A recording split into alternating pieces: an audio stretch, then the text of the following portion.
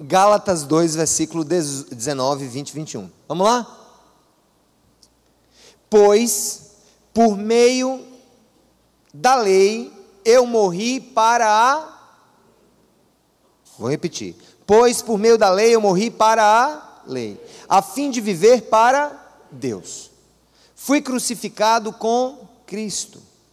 Assim, já não sou eu quem vive, mas Cristo vive em mim. E a vida que agora vivo no corpo, vivo-a pela fé no Filho de Deus, que me amou e se entregou por mim. Não anulo a graça de Deus, pois se a justiça vem pela lei, Cristo morreu inutilmente. Que bênção! Paulo aqui fala de uma temática muito conhecida, e o tema dessa mensagem é a simplicidade da minha missão. Diga assim: a simplicidade da minha missão. Minha missão de vida. Deus quer que ela seja simples. Nós temos uma capacidade incrível de complicar a vida. Nós complicamos tudo, já perceberam? Nós criamos mais e mais armários para, por exemplo, estocar os troços que a gente compra e não usa mais. Eu estava vendo como a gente complica a vida. Eu estou fazendo uma arrumação no meu gabinete, fiz uma reforma, fazendo uma reforma no meu apartamento, porque já são 14 anos que nós moramos no mesmo lugar, eu não era nem pastor, moro no mesmo canto, e muita coisa se acabou. Eu tive que refazer móveis, porque o cupim foi lá e destruiu, porque o tempo foi lá e destruiu, porque a água foi lá e destruiu, né? E eu estou num processo extremamente complexo na minha vida agora. O que é que eu vou jogar fora? E aí é aquela história, você vive entre o simples e o complexo complexo sempre atrai por ser complexo, já viu? Eu gosto disso, por quê? Porque é complexo, é tão complicado, eu não entendo. E aí eu comecei a ver a apostila, escasselas. Eu tenho coisa dos meus concursos públicos. Agora, sabe o que é que eu guardo? Jornalzinho de quando eu fui aprovado, as notícias que saíram, tudo amarelo, não sei quanto tempo vai durar, mas está lá. Aí toda vez que eu pego, já eu acho que é a 4ª vez que eu pego para jogar fora, aí vem a complexidade do coração. Você não pode jogar isso fora, porque talvez daqui a 10 anos você vai olhar isso de novo, aí você vai querer jogar fora, você vai passar mais 10 anos com esse troço, entendeu? Então, a gente é muito complicado. Troço, entendeu? Cueca velha, que você guarda com lembrança da época que você era menino. Enfim, a gente complica muito a vida, os relacionamentos, a gente complica o sentido de ser feliz, a gente complica a nossa vida, sempre agregando acessórios que tomam o lugar do essencial, e o que é essencial passa a ser acessório. Interessante, né? Então hoje, como não se tem mais o que criar tanto de novidade, se cria acessórios. Mas o carro, por exemplo, né? O carro, meu pai ele costuma dizer, quanto mais acessório, mais quebra. Porque é mesmo, que você tem que ajeitar várias coisas, o beringuelozinho que balança ali, dá a temperatura, o banco que faz não sei o quê, a marcha que faz não sei o quê, e o vidro que vai para lá e para cá, enfim. Mas Paulo está querendo tratar, no final das contas, gente, da libertação do povo, da complexidade, da cultura religiosa, para a simplicidade do relacionamento com Deus. Nós agregamos esses adereços à nossa vida, e ela vai complicando a nossa vida, ela vai complicando as nossas prioridades, a gente passa a não entender o que de fato importa, e começa a agregar aquilo que não é essencial, mas que acaba sendo a razão das nossas maiores preocupações. Essa semana, por exemplo, antes de ir para o texto, nós tivemos uma reunião com o pessoal da criatividade, e há algum tempo a gente vem colocando algumas coisas, né? Por exemplo, a gente vem colocando esses beringuela aí, ó, grande, para lá e para cá, que voa, essas outras câmeras, tudo isso para melhorar, e tudo bem, isso é tudo muito legal. Mas quando se trata de vida espiritual, a gente começa a querer colocar o sucesso da nossa vida espiritual e o significado da nossa vida espiritual nas coisas acessórias. E a conversa que eu tive com o pessoal da criatividade da igreja foi o seguinte: não, porque algumas pessoas vão viajar, outros vão ter que se mudar, e aí como é que vai ser? E aí a gente vai perder o ritmo. Gente, peraí, vamos voltar a uma coisa. Nós só temos que nos estressar quando a gente perdeu o que foi essencial da vida da igreja. Eu perguntei, o que é preciso para ser a igreja de Jesus? Chegamos à conclusão, primeiro, do Espírito Santo. Eu preciso do Espírito Santo. Você precisa do Espírito Santo. Segundo, nós precisamos da Bíblia, a palavra de Deus. Terceiro, a gente precisa de uma árvore para se reunir embaixo. E só. O resto é acessório. Uma cadeira é acessório para a espiritualidade genuína, o ar-condicionado é acessório, a câmera, esse bicho que voa, esse microfone, esse som, essas luzes. A grande questão não é que o complexo e que o acessório não precisa existir na nossa vida. O problema, repito, é quando ele toma o lugar da essencialidade e passa a criar uma série de conflitos. Esse livro de Gálatas, para mim, no que se refere ao quesito espiritualidade, ele é a guerra entre o complexo e o simples. Ele é a guerra entre a tradição religiosa e o relacionamento com Deus. Ele é a guerra entre a lei e todos os seus apetrechos que Deus criou, complicada mesmo, exatamente para a gente entender que era incapaz de cumpri-la e precisar da graça de Deus para cumprir aquilo que Deus deseja. E nós temos aqui uma briga apostólica, uma briga entre dois dos maiores apóstolos da igreja, entre Pedro e Paulo, entre São Pedro e São Paulo.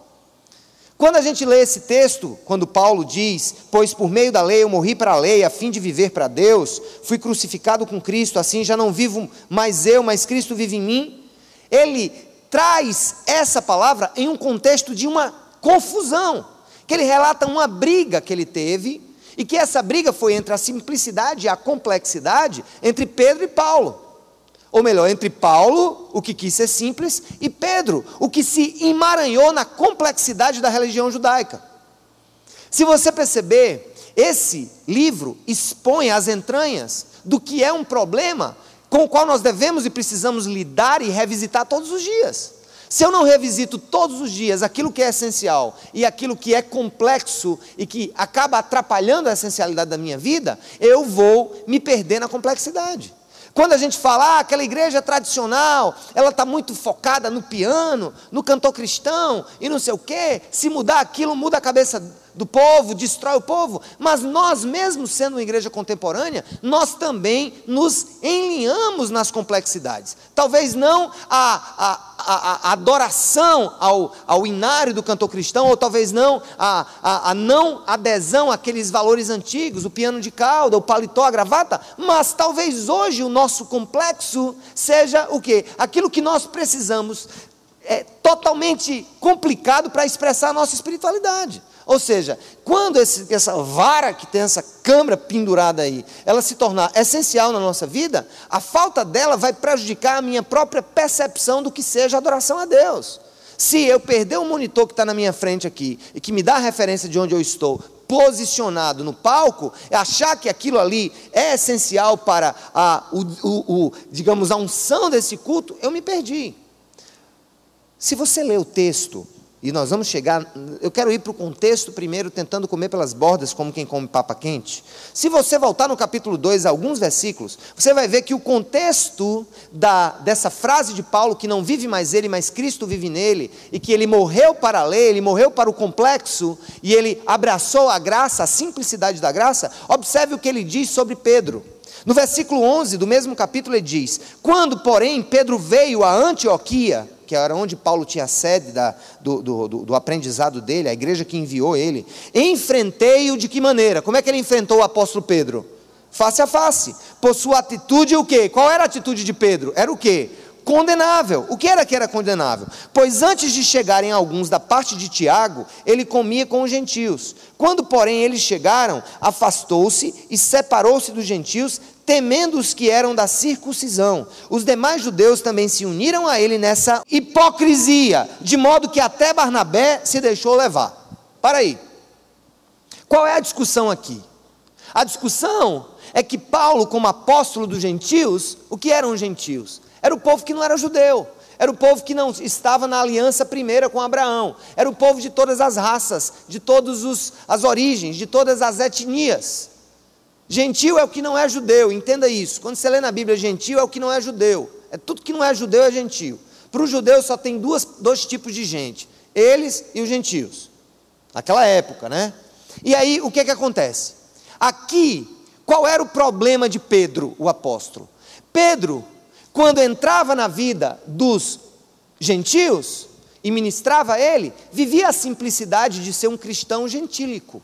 Ou seja, não guardava sábados, não participava de festas, não tinha comidas específicas, não se vestia especificamente, não precisava carregar marcas no corpo ou adereços no corpo que representassem espiritualidade, não colocava a mezuzá, que é o símbolo da bênção de Deus, nas portas de suas casas, que era uma prática extremamente ligada aos judeus.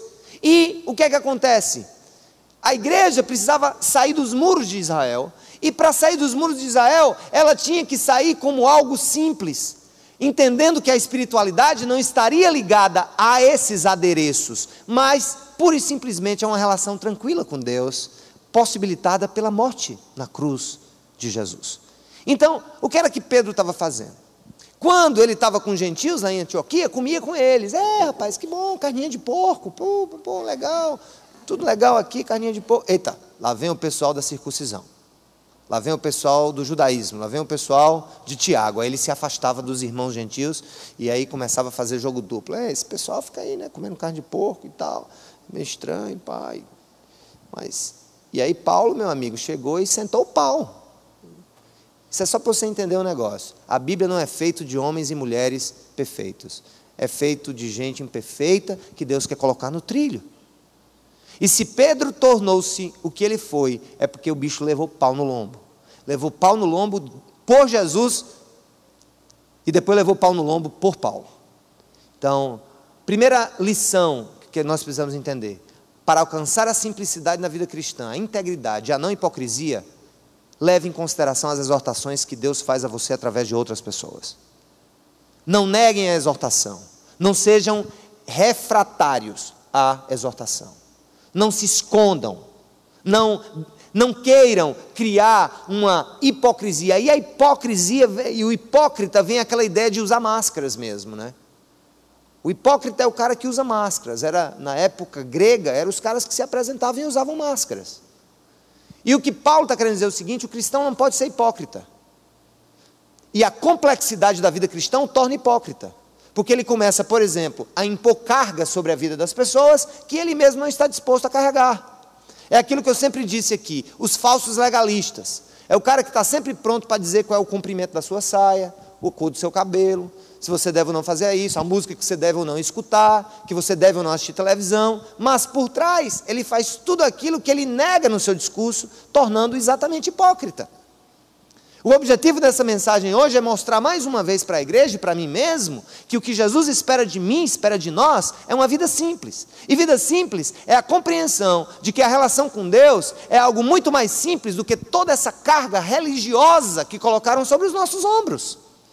Que os nossos pais, os nossos antepassados, os nossos irmãos, porque é aquela história, gente, de tempos em tempos a gente tem que sacolejar os nossos lixos, de tempos em tempos nós temos que revisitar os nossos arquivos, porque o tempo tem a capacidade de ir agregando à nossa pele, à nossa vida, adereços, coisinhas e coisa e tal. E lá na frente fica até difícil de se livrar disso. Eu estava vendo até uma entrevista hoje, eu acho que foi na Veja dessa semana, sobre o problema do arrependimento com relação à tatuagem. É da revista dessa semana, vocês vão ver amanhã, especialmente vocês jovens. Havia crucis de alguém que faz tatuagem e se arrepende lá na frente e quer apagar. É um negócio fora de série. Dói, para tirar dói. Diz na revista uma mulher que fez uma tatuagem com 15 anos no ombro, e hoje ela tem 35, 40, já passou por várias sessões. Ela diz: eu choro de dor todas as vezes que eu tento tirar, e ainda não consegui apagar, porque eu fiz uma tatuagem da ave fênix, e eu quero tirar isso e não consigo. Eu quero usar isso apenas nisso. Nós agregamos a religiosidade, é como uma tatuagem que nós colocamos em nós, uma tatuagem na nossa vida, e para tirar a religiosidade de nós, meu amigo, é difícil demais, é muito difícil. Os judeus, para entenderem que a graça de Deus era expandida, expansiva para todos os povos, demoraram demais a entender isso. E teve briga entre dois apóstolos por causa disso. Dá para imaginar dois apóstolos brigando por causa de o que é o que não é. É o complexo ou é o simples? É a lei ou é a graça? É o guardar aqueles preceitos ou é o confiar em Jesus e deixar que Jesus passe a viver na minha vida e a guiar os meus passos? Então naquela hora a única solução foi Paulo sentar o pau em Pedro. Eu acho que Pedro ficou com tanta raiva, e os historiadores da igreja, os líderes da igreja, que a Basílica de São Pedro foi construída dentro de Roma, e a de Paulo foi construída fora dos muros de Roma. É interessante, você chega em Roma, está lá no Vaticano, a Basílica de São Pedro, o corpo dele está lá, né, os restos mortais de Pedro estariam lá, e Paulo a igreja dele, a Basílica de São Paulo, é fora de Roma. Você tem que pegar um trem para ver. Escuta, nós somos chamados por Deus para vivermos uma missão de vida simples, baseada em coisas simples, e não em adereços complexos, e não em rituais complexos, mas simples. E todas as vezes que eu, pessoalmente, começo a agregar complexidades ao que eu defino para mim mesmo como sendo o estado ideal de adoração a Deus ou de fazer igreja, Deus me dá uma rasteira e pede para eu revisitar as coisas. Pede para eu voltar para debaixo da árvore, porque foi onde nós começamos. Nós começamos sem casa, sem lugar nenhum para se reunir, dependendo de canto em canto, mudando de canto em canto. E Deus nos deu uma terra e lá nós tínhamos um lugar para orar debaixo da árvore. A Bíblia, o Espírito Santo e uma árvore é o que você precisa para ser um autêntico cristão, somente. Amém, irmãos? O que é que a gente precisa para ser um autêntico cristão? Vamos lá, uma Bíblia, o Espírito Santo e uma árvore, e nada mais. E naquela hora, estava lá Pedro, né? Não, rapaz, é o seguinte, porque o judeu entendia o seguinte, vocês vão entender. Qual era a confusão? A confusão é que o judeu, quando um gentio se convertia, eles aceitavam a conversão. Mas, para que aquela conversão fosse selada, os homens tinham que se circuncidar. Quem não sabe o que é circuncidar, levanta a mão, que eu vou explicar. Eu não sei o que é circuncidar, levanta a mão, eu não sei. Pronto. Ninguém? Todo mundo sabe? Vocês estão inteligentes. É cortar o prepúcio da genitália masculina como sinal de aliança. Então, converteu-se? Jesus, mostra aí. Já percebeu que as pessoas estão sempre querendo que a gente mostre alguma coisa para dizer se nós somos ou não espirituais? Mostra aí. Que do paletó? Mostra aí. Que quantas vezes? Já leu a Bíblia quantas vezes? 3 ou 4? 5? Diga aí, o que é mais? Você vai para a igreja quantas vezes? Ora quantas vezes ao dia? E aí Paulo não aceitava isso. E a autenticidade dele não permitia que Pedro fizesse isso. Ele sentou o pau em Pedro.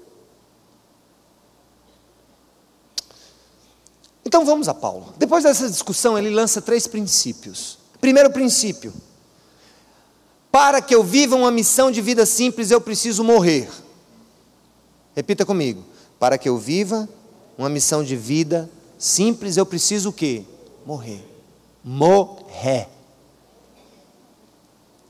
Olha o que ele diz no versículo 19, diante dessa discussão com Pedro. Olha, gente, vocês estão discutindo a lei, o que fazer, o que cumprir, o que não cumprir? Pois, por meio da lei, eu morri para a lei.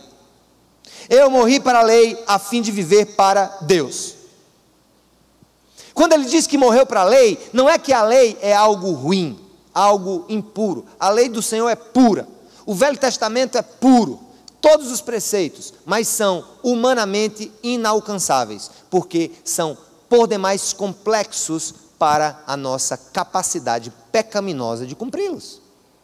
Aqui a complexidade tem a ver com os requisitos essenciais que Deus estabeleceu na lei. Ele disse: eu não posso cumprir essa lei, Pedro, nós não podemos cumpri-la, então eu morro para ela e vivo para Cristo, porque Cristo cumpriu a lei em meu lugar, para que nele eu tenha vida. Primeira coisa que você tem que fazer para entender a simplicidade da sua missão de vida: pare de estar tentando agradar a Deus e ter dele salvação por aquilo que você faz. Se nós formos um tantinho assim honestos com as Escrituras, se você especialmente, que dentro da própria igreja ainda agrega a sua salvação em Cristo um mostra aí, o que mais você tem para mostrar, para provar a sua espiritualidade? Se tem algo mais, você precisa morrer para isso e viver para Cristo, e libertar-se disso, e deixar-se conduzir por isso. É uma coisa muito interessante. O primeiro princípio que Paulo diz é: eu morri para a lei.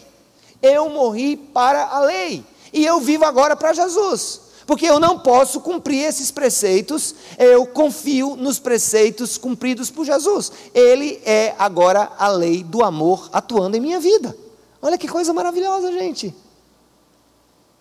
É incrível. Pela manhã, eu acho que pela manhã, no final do culto, eu disse, gente, eu vou fazer um convite para os crentes. Quem quer deixar aqui a religião e embarcar num relacionamento com Jesus? Foram muitas pessoas. Isso é prova de que essa luta entre a complexidade da vida cristã, que alguns tentam impor sobre você, e a simplicidade do relacionamento de Jesus, estão vivendo em contínua tensão. E vez ou outra a gente está revisitando essas coisas. Você sabe qual é o grande... Eu me lembro sobre a questão da complexidade, do morrer para a lei e viver para Jesus. Eu me lembro que na época que eu ensinava no seminário, lá na primeira igreja, no CBTM, eu pedi para os alunos fazerem uma pesquisa de campo. Foi uma coisa bem interessante. Eu digo, gente, nós vamos querer entender.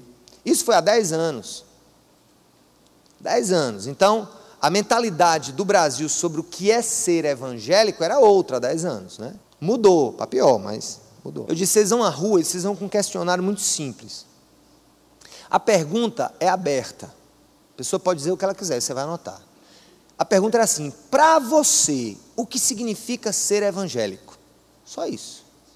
Se a pessoa perguntava se ela era ou não evangélica, se ela dissesse que era, não fazia pergunta. Se ela dissesse que não era, a pergunta ia à frente. Olha as respostas que a gente recebeu. Ser evangélico é andar com o cabelo amarrado, se for mulher. Ser evangélico é não usar maquiagem. Ser evangélico, olha as respostas. Ser evangélico é falar mais alto que todo mundo e dizer que todo mundo vai para o inferno. Digo, nossa, que referência massa, que coisa legal. É isso mesmo, é isso mesmo. E aí as respostas foram as mais escabrosas que você pudesse ver. Aí eu disse, agora eu entendo. Porque você vai no sertão e pergunta assim, o que é que aconteceu com fulano? Agora fulano deixou nós e agora se embandeirou para a lei dos crentes. É ou não é esse discurso? Ou seja, a lei e a sua complexidade é algo que habita o imaginário do pensamento sobre o que significa ser evangélico para muitas pessoas. E pelo contrário, ser evangélico não é ter a lei dos crentes não, gente. É morrer para essa lei. E deixar-se conduzir pelo Espírito de Deus. E passar agora, a lei de Cristo passa a conduzir a minha vida, porque o Espírito Santo passa a viver em mim. E aí eu fico pensando, qual é o primeiro princípio para se ter uma vida missionária simples? A simplicidade missionária, ela passa pelo quê? Repita, eu preciso morrer para a lei. Aí segundo, ele diz assim, ó, no versículo 20, para quem fica, escuta. Esse texto, Paulo trata o legalismo, mas ao mesmo tempo ele trata agora a licenciosidade. Ele trata os legalistas, mas ele trata agora os licenciosos. Porque alguém pode até ser animado. Opa, agora é banda voou, meu amigo. Eu vou cair na gandaia e no fuzuê. Acabou, não tem mais nada, eu não tenho. É o antinominalismo, antinomianismo, ou seja, a inexistência de regras. Então agora eu estou livre para fazer o que eu quero, fui salvo. Não, não é assim não. Calma, não confunda aprisionamentos às complexidades da lei com licenciosidade diante da obra do Espírito Santo em sua vida. São coisas totalmente diferentes. E Paulo fala exatamente por isso. Enquanto ele diz no primeiro momento que morreu para a lei e vive para Cristo, olha o que é que ele diz no verso 20. Leia comigo. Fui crucificado com Cristo. Fui crucificado com Cristo. Assim já não sou eu quem vive, mas Cristo vive em mim. E a vida que agora vivo no corpo, vivo-a pela fé no Filho de Deus, que me amou e se entregou por mim.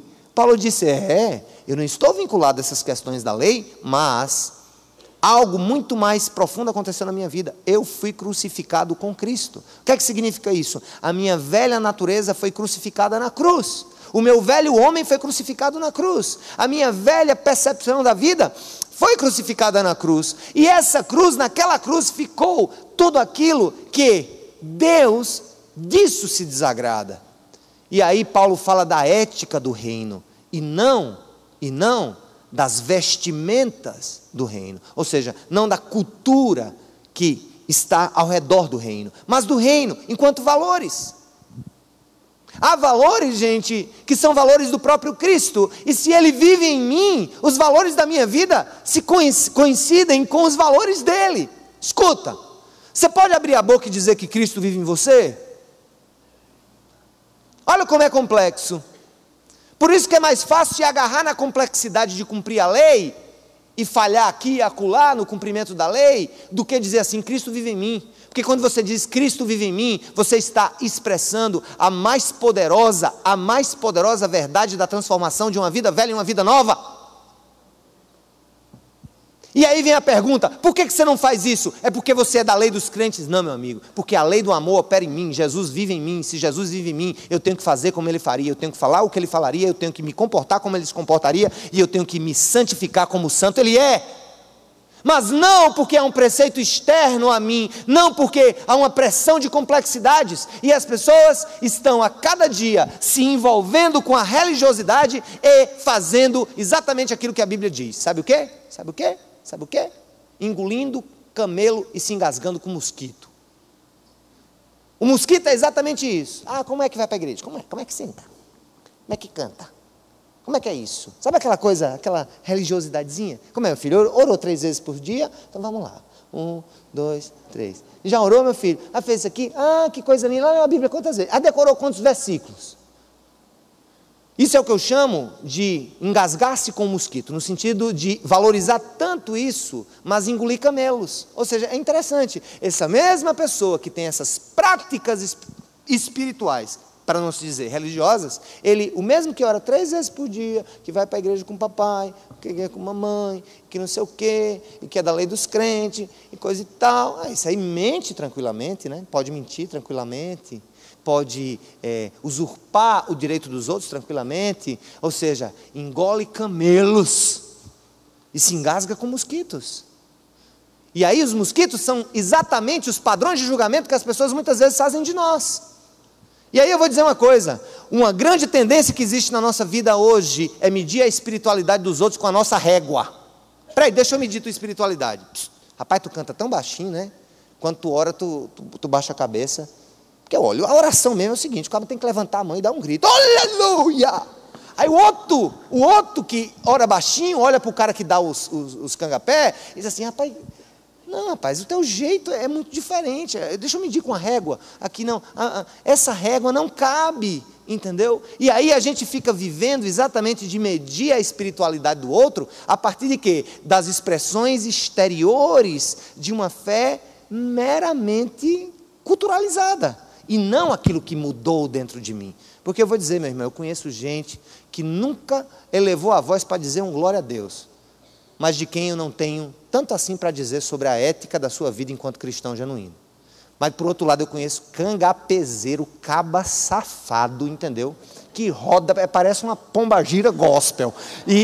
Mas eu vou dizer uma coisa para você, meu amigo, é de dar amargura no coração quando você vê. Cadê aquele irmão, rapaz? Não, fugiu. Aqui, ó, não, deu um calote na praça. E foi, rapaz, deu um calote na praça. Escute, isso é esse mosquito que a gente engole.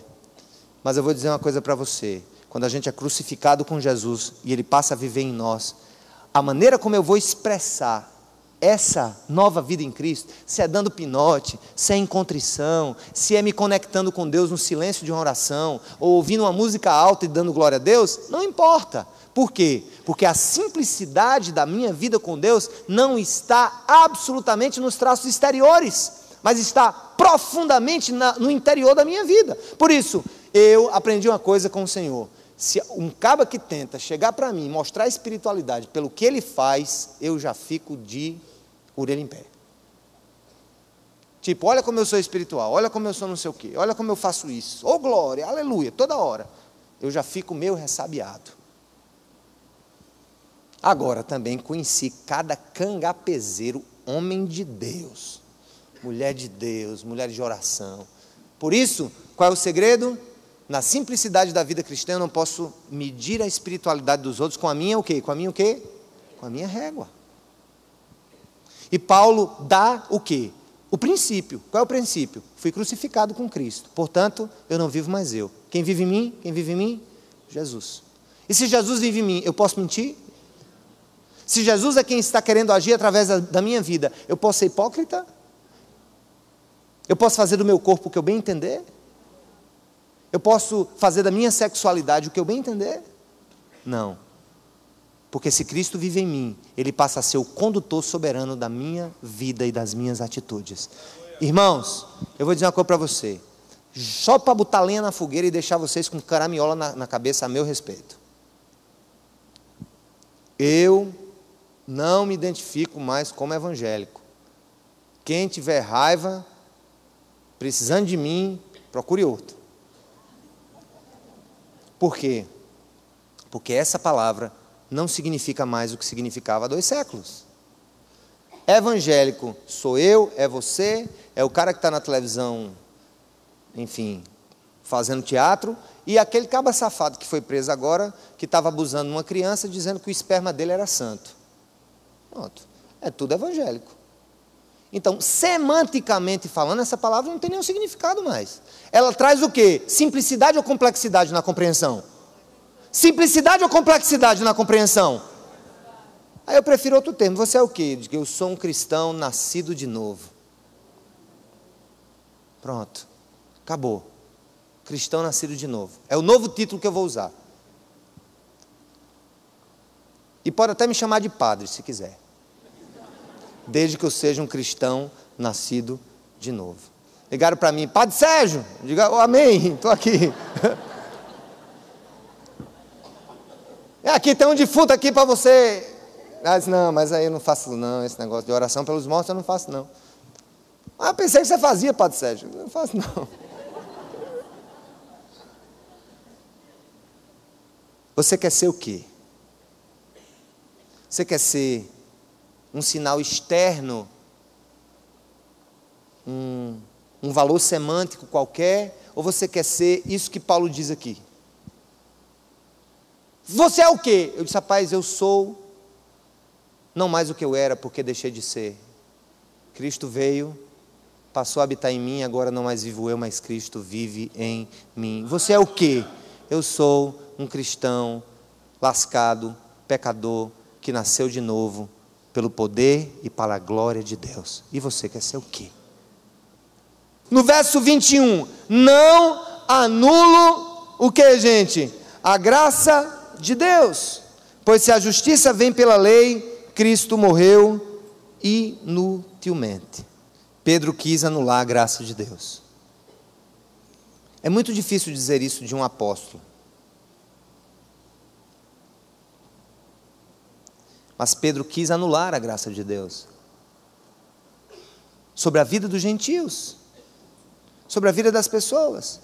Como é que a gente vai abordar o sertanejo quando a gente for lá no Sertão Vivo? Me diga aí. Se perguntarem para você, você diz, ei, peraí, é a lei dos crentes, é? Senão Deus me livre e guarde. Pode dizer, Deus me livre, não é um negócio de lei de crente, Deus me livre, Deus me livre, Deus me livre. Só não vai dizer por Nossa Senhora dos Evangélicos, não diga isso. Lei de crente, não quero saber de lei de crente. Você é o quê? Você veio fazer o quê aqui? Se eu vim falar de um Deus que me matou e que agora vive em mim. E que eu quero expressar o amor dele por você. O que é que eu tenho que fazer agora? Ele vai dizer o que você tem que fazer. O grande problema de anular a graça de Deus na vida das pessoas é querer que elas sejam santas antes de elas serem convertidas. Você tem que ser santo antes de se converter. Como? Se a santificação é um processo que vem depois que a gente morre. Eu não anulo a graça de Deus, pois se a justiça vem pela lei, Cristo morreu inutilmente. Eu tenho que revisitar esse conceito. Senhor, a tua graça significa que eu não mereço o teu amor, tua graça significa que eu fui encontrado no lugar onde eu estava e que o Senhor me crucificou na cruz. A velha vida morreu e agora o Senhor vive em mim. E se eu agregar alguma coisa que seja mais do que a simplicidade dessa mensagem, eu estou chamando de inútil a tua crucificação. É o que Paulo quis dizer. Tudo aquilo que eu quiser agregar à graça de Deus, para dar sentido à minha espiritualidade, eu estou tornando inútil o sacrifício de Jesus em minha vida. Então que tal a gente ser mais simples? Que tal? Que tal? Que tal? Que tal? Que tal a gente quebrar os muros do sagrado e do profano e entender que Deus é dono de todas as coisas e que o mundo precisa ser restaurado pela água da vida e não aniquilado? Estão lembrados que foi que Jesus pediu ao Pai? Tem muito crente que diz assim: oh, Senhor, me tira desse mundo, tira meu filho do mundo, tira do mundo, Senhor, tira os meus filhos do mundo, tira, Senhor, tira, em nome de Jesus, tira nós do mundo, Senhor. E Jesus disse contrário a você, disse assim: Pai, eu não peço que os tire do mundo, eu peço que os livre do mal que está no mundo. Por isso, na simplicidade dessa mensagem de graça, nós estamos indo de fé em fé, de ano a ano, de mês a mês, batendo nessa tecla todos os dias, meio que em um mantra de uma nova verdade, que não é nova, que é a mesma, que é simples. Porque eu disse no culto passado, em oração, eu me recuso a ser líder junto com outros líderes em uma comunidade de religiosos. Eu me recuso. E eu disse ao Senhor: Senhor, se eu perceber que a Cidade Viva, com todos os seus elementos complexos, está se tornando a razão de ser da vida das pessoas, leva tudo daqui. Tudo. Porque o que eu preciso para ser fiel a Ti é do Espírito Santo, da Bíblia e de uma árvore. E se não tiver árvore, de uma casa. Se não tiver casa, no meio do mato. Se não tiver mato, ao relento. Porque ao relento nunca estarei. Porque a Tua mão sempre será a cobertura da Tua igreja, onde quer que ela esteja. Amém, irmãos? Amém, irmãs? Você quer religião ou relacionamento com o Deus vivo? Você quer a complexidade ou a simplicidade da vida cristã? Estamos aqui para cumprir preceitos ou sermos guiados pelo Senhor da verdade? E quem é guiado pelo Senhor da verdade se alegra com o pecado? Não. Sim ou não? Por que não se alegra? Porque ainda é vivo? É porque morreu para a velha vida e está sendo restaurado pelo Senhor para a nova vida. Louvado seja o nome do Senhor. Você pode dar uma glória a Deus? Vamos aplaudir o Deus da vida por tudo isso.